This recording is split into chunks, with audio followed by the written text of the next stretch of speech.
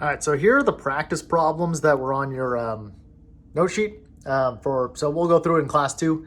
I like to start with like the parent function, right? A little table. And in this function here, what's happening, we can take our parent that we derived in the other video.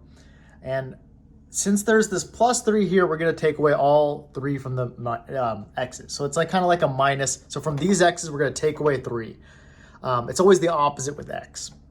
Then this vertical stretch, or the reflection with the negative plus 4, gets affected to the y. So I'm going to take these values and I'm going to multiply them by -1 and then add 4. So you can see here I did 0 times -1 is just 0, plus 4. -1 times, so it'd be -1 after I multiply it. And then I add 4. -2, because I'm multiplying by a negative, adding 4. -3, add 4. So now I have this new table. I want to refer to this point though as like that kind of point of the curve. Now this curve doesn't look great because it's, you know, on a whiteboard without it scaling, but it keeps going this way. So its domain is going to be x is less than -3, and the range is going to be y is less than 4. I'm sorry, I think I misspoke. X is greater than -3. Okay, so that means the graph here on the x-axis only is 3 up and then 4 down.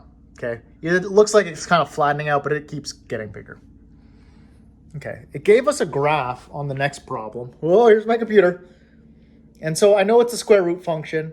What I'm going to do is I'm going to use the vertex at -1, 4. Where is it at? There we go, -1, 4, to set up the problem like this. So I plugged in my h and k. Again, since it's x minus h and that was at -1, becomes a +1. Then from there, I plug in the other point they gave me. I'm going to solve for the stretch.